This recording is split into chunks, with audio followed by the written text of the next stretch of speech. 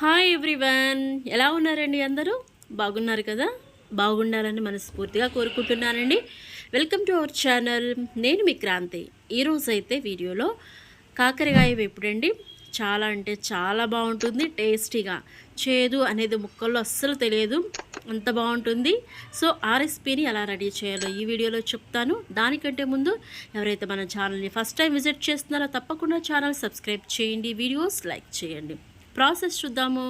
చిన్న mixie jar ఒకటి తీసుకొని సన్నగా కట్ చేసినటువంటి కొబ్బరి ముక్కలు, వాటితో పాటు 2 లేదా 3 స్పూన్ల శనగపప్పు, వీటితో పాటు మనము తినగలిగిన కారం అండి, 2 లేదా 3 స్పూన్ల కారం, లేదా దీని ప్లేస్లో కొన్ని ఎండుమిర్చి తీసుకొని డ్రై రోస్ట్ చేసి ఈ ప్లేస్లో తీసుకొని చక్కగా మొత్తం గ్రైండ్ చేసి పౌడర్ లాగా చేసేసి ఇలా చూడండి చక్కగా ఇలా చేసుకొని దగ్గర పెట్టుకుందాము.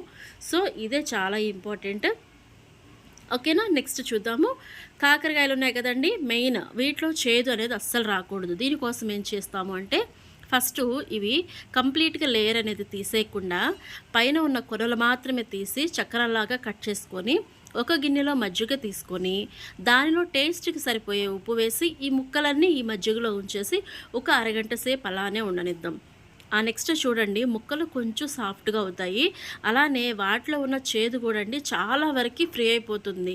మనము ఈ రెసిపీ ప్రిపేర్ చేసినప్పుడు చూస్తాము, చాలా టేస్టీగా ఉంటాయి ముక్కలు కూడా. ఎక్స్ట్రా వాటర్ ఏమైనా ఉంటే చక్కగా ఇలా గట్టిగా ఒత్తేస్తే కంప్లీట్గా ఫ్రీ అవుతాయి. నెక్స్ట్ బాండీ పెట్టేసి ఆయిల్ హీట్ అయినాక పచ్చిమిర్చి అడ్డంగా అలాగా 2 ముక్కలుగా కట్ చేసి వాటితో పాటు కరివేపాకు ఆయిల్లో చక్కగా అలా వేగాక మనం రెడీ చేసుకున్నటువంటి ఈ కాకరకాయ ముక్కలన్నీ ఈ ఆయిల్లో వేసి ఈ ఆయిల్ అంతా ముక్కలకు పట్టేలాగా చక్కగా గరిటతో తిప్పుతూ ఉండండి. ఈ ప్రాసెస్ అంతా కొంచెం హై ఫ్లేమ్ మీదే చేసుకోండి, అలా అని ఓవర్ హై ఫ్లేమ్ వద్దు, ఎందుకంటే ముక్కలు అనేవి కంప్లీట్గా రోస్ట్ అవ్వాలన్నమాట. చూస్తున్నారు కదా, ఇలా కలర్ చేంజ్ అవ్వాలి.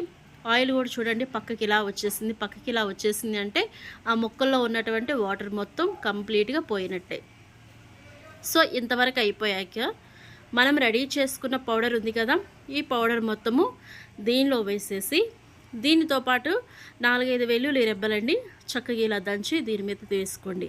అలాగే ఈ టైంలోనే ఒకసారి గరిటెతో అలా తిప్పేసి కొంచెం టేస్ట్, మనం పౌడర్ యాడ్ చేసాం కదా, సో దానిలో సరిపోయే విధంగా టేస్ట్కి సరిపోయే విధంగా కొంచెం సాల్ట్ యాడ్ చేసి ముక్కలన్నిటికీ పౌడర్ పట్టేలాగా వెల్లుల్లి కూడా కంప్లీట్గా యూనిఫామ్గా స్ప్రెడ్ అయ్యేలాగా గరిటెతో చక్కగా తిప్పండి. ఈ ప్రాసెస్ మాత్రం లో ఫ్లేమ్లో చేయండి. ఒక 10 మినిట్స్ ఆగాక దింపేసి సర్వ్ చేసుకోవడమేనండి. చూస్తున్నారు కదా ఎంత డ్రైగా చక్క పొడి పొడిగా ఎంత బాగుందో. వేడివేడి అన్నంలో కానీ నార్మల్గా కానీ చాలా బాగుంటుందండి. 100% మీకు నచ్చుతుందండి. ఖచ్చితంగా ట్రై చేయండి. ఇలాంటి మరిన్ని రెసిపీస్ కోసం ప్లీజ్ అండి తప్పకుండా ఛానల్ సబ్స్క్రైబ్ చేయండి, వీడియోస్ లైక్ చేయండి. Thank you.